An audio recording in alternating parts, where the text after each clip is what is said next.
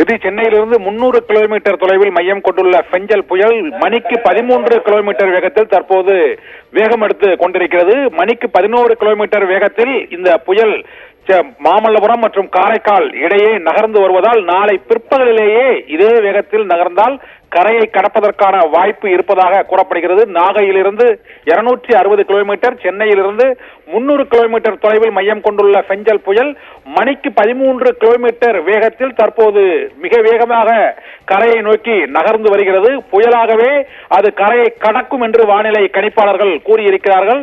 பெஞ்சல் புயல் மணிக்கு 13 கிலோமீட்டர் வேகத்தில் சென்னையிலிருந்து 300 கிலோமீட்டர் தொலைவில் மையம் கொண்டிருந்த புயலானது 13 கிலோமீட்டர் வேகத்தில் வேகம் எடுத்திருக்கிறது.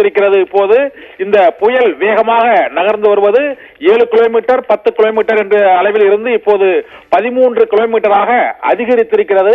பெஞ்சல் புயல் உருவானதாக அதிகாரப்பூர்வமாக அறிவிக்கப்பட்ட 1 மணி நேரத்தில் புயல் கரையை நோக்கி நகரும் வேகம் அதிகரித்திருப்பதால் நாளை பிற்பகலுக்குள் இது கரையை கடக்கும் என்று எதிர்பார்க்கப்படுகிறது.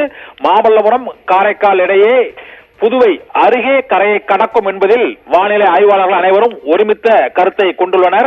இதனால் புயல் கரையை கடக்கும் போதும் அதே வலுவோடு கரையை கடந்தால் மணிக்கு 70 கிலோமீட்டரில் இருந்து 100 கிலோமீட்டர் வேகம் வரை காற்று வீசுவதற்கான வாய்ப்பு இருக்கிறது என்று வானிலை ஆய்வாளர்கள் மற்றும் வானிலை மையம் அதிகாரப்பூர்வமாக அறிவித்திருக்கிறது.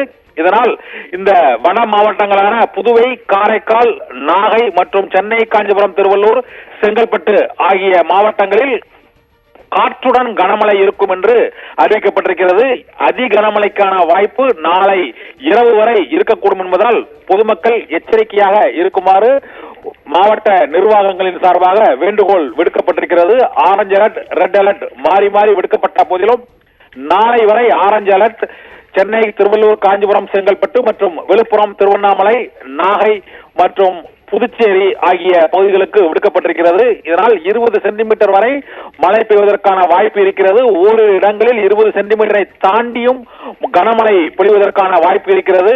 பெஞ்சல் புயல் கடந்த 4 நாட்களாக இது வங்கக்கடலில் உருவாகி காற்றழுத்த தாழ்வு பகுதி மண்டலம் மற்றும் ஆழ்ந்த காற்றழுத்த தாழ்வு மண்டலம் என உருவாகி இப்போது புயலாக வலுவடைந்து வேகமாக நகர்ந்து கொண்டிருக்கிறது. வேகமாக நகர மழையின் அளவு, காற்றின் வேகம் ஆகியவையும் அதிகரிக்கக்கூடும் என எதிர்பார்க்கப்படுகிறது. அதனால் இன்று மாலையில் இருந்தே நாளை பிற்பகல் வரை இந்த காற்றின் வேகமும் மழைப்பொழிவின் அளவும் மிகவும் அதிகரிக்கும் என்றும் வானிலை ஆய்வாளர்கள் கணித்திருக்கிறார்கள்.